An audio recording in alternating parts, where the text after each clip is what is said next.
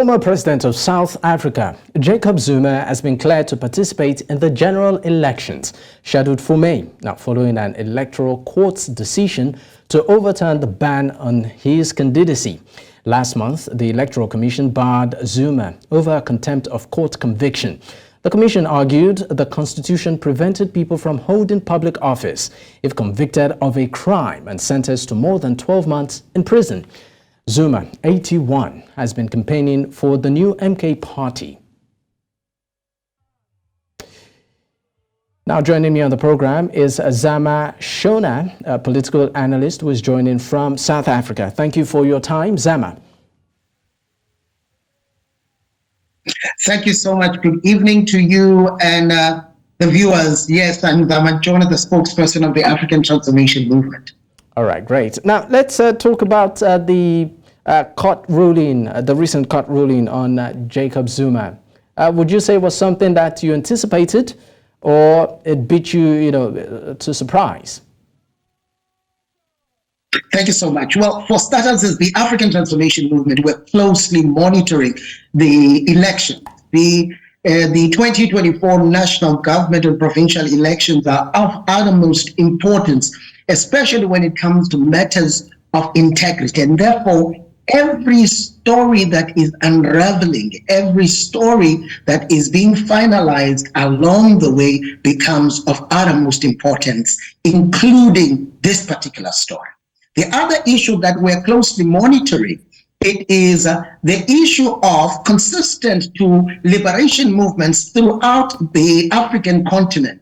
We have often seen that people at round about the 20-year mark into a new dispensation or a democratic rule, there is a general decline that you find when it comes to followership and belief in a liberation movement such as the ANC. This is why an occurrence such as this one, as giving the former president an opportunity to contest, becomes a very pivotal milestone in the story of the 2024 national and provincial elections.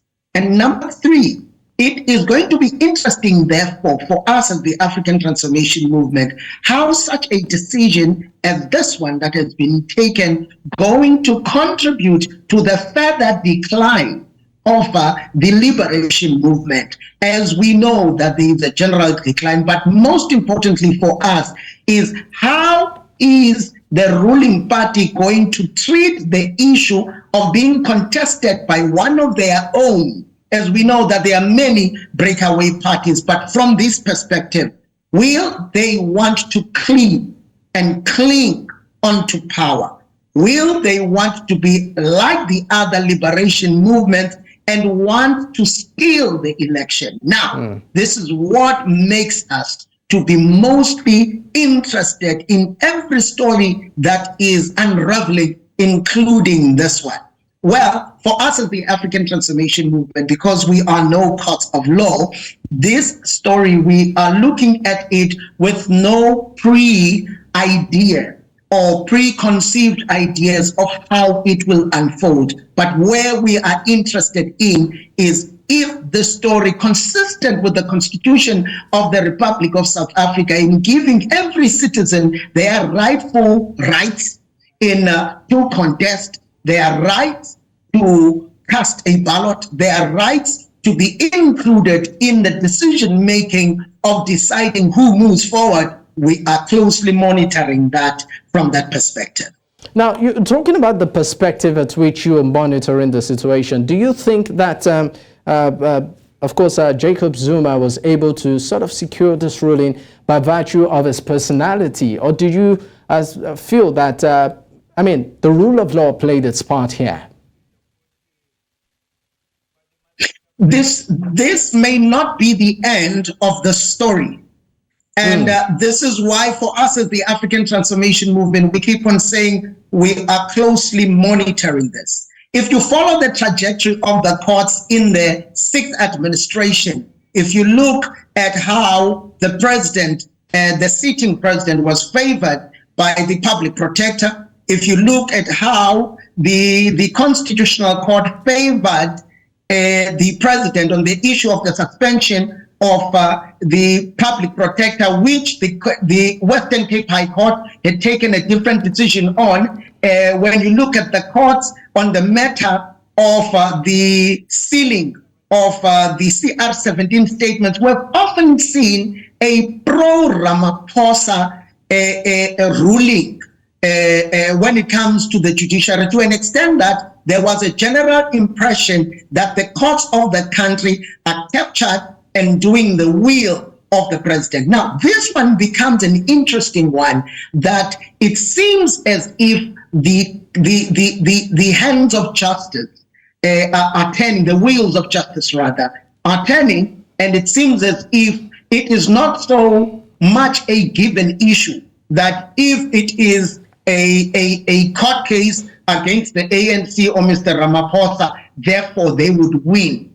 Now, for the very first time, we are seeing a different occurrence where it could be possible that for the very first time, Lady Justice is not peeping before making a decision.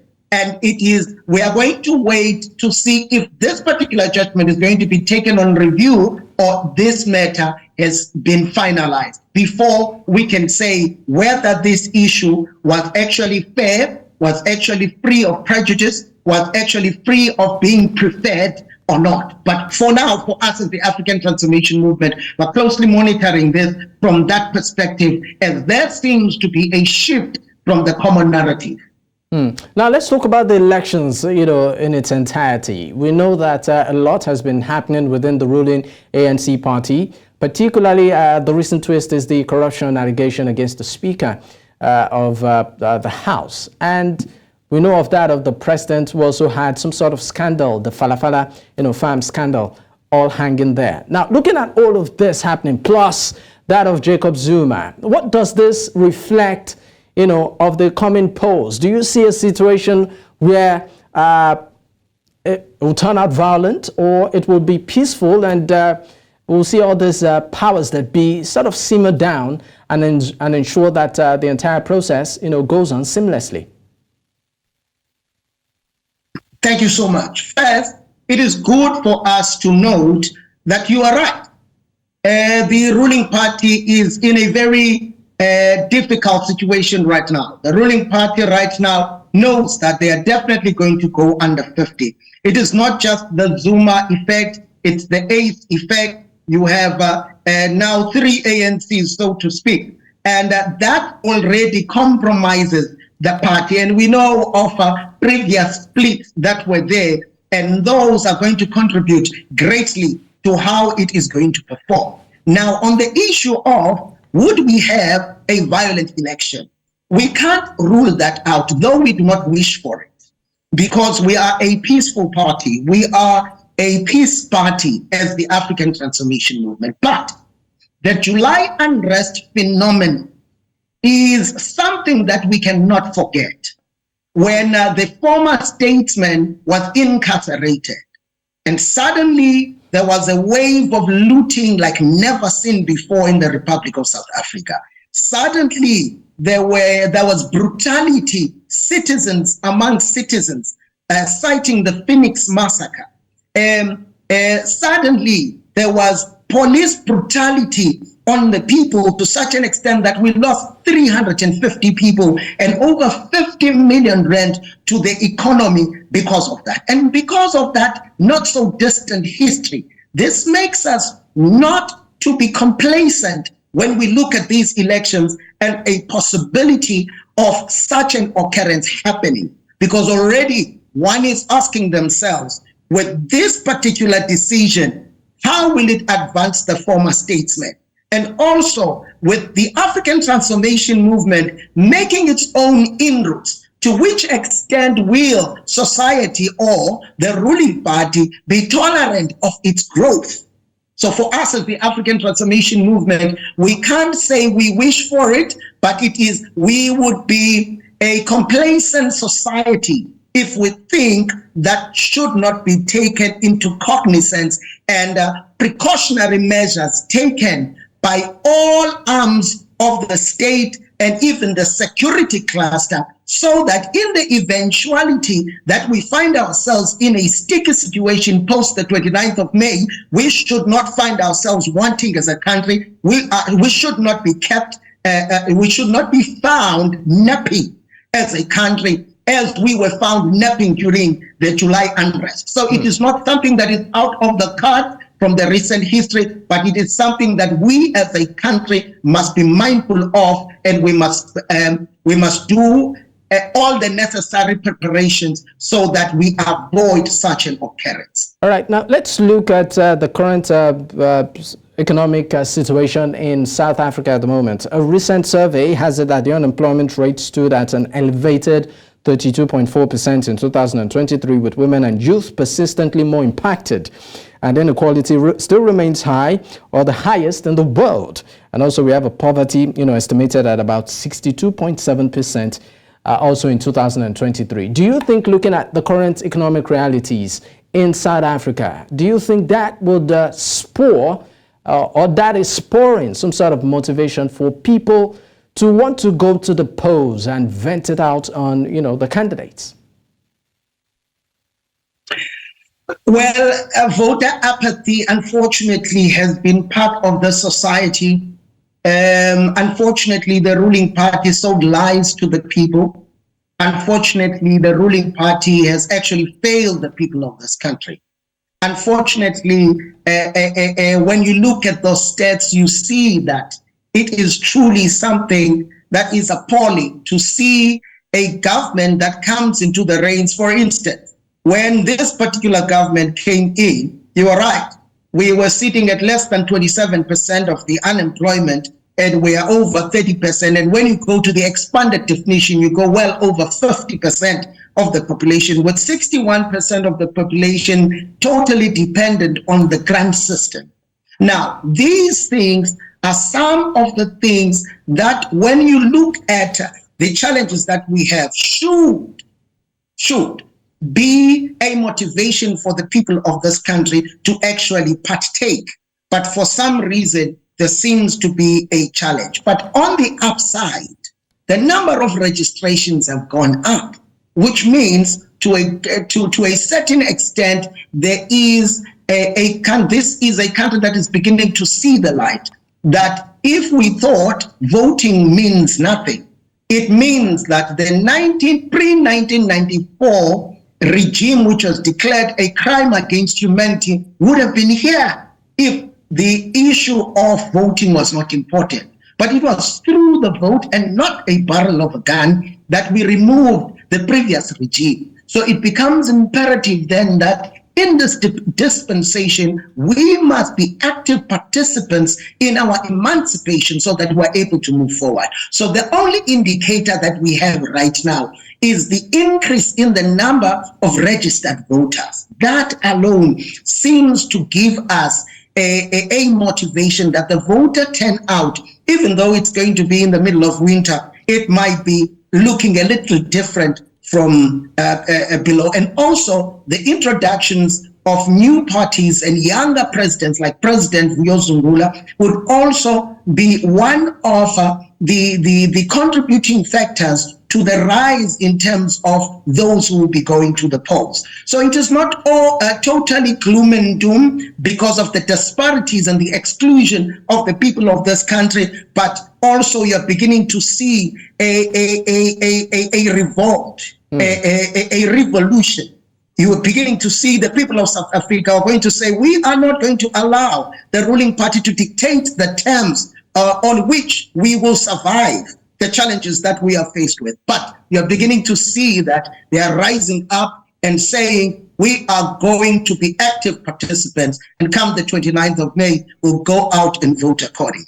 All right. Now, aside the economic challenges that the country is currently facing, what other challenges do you think, particularly what your association stands for, do you think needs to be addressed in the country, should the next administration be voted into power? Thank you so much. It is very important. We can't downplay the issue of economics. Very important that the government must be a values-driven government. South Africa does not lack leadership, leaders who can actually lead this country. South Africa does not lack educated people, but it lacks a values-driven type of leadership. So we think that one of the biggest pandemics to hit this country is being ruled by a liberation movement, a valueless liberation movement that has lost all political consciousness and what it started for. That is pandemic number one that needs to be addressed. Pandemic number two that needs to be addressed in this country is the issue of the synchrony between the education system and the economic system, because the ideals of this country are actually contained in the education system. The ideals, the future plans of this country are within the education system. Now, if you produce graduates that are not absorbable in the economy of the country post-graduation, then you have missed the mark, because where are you going?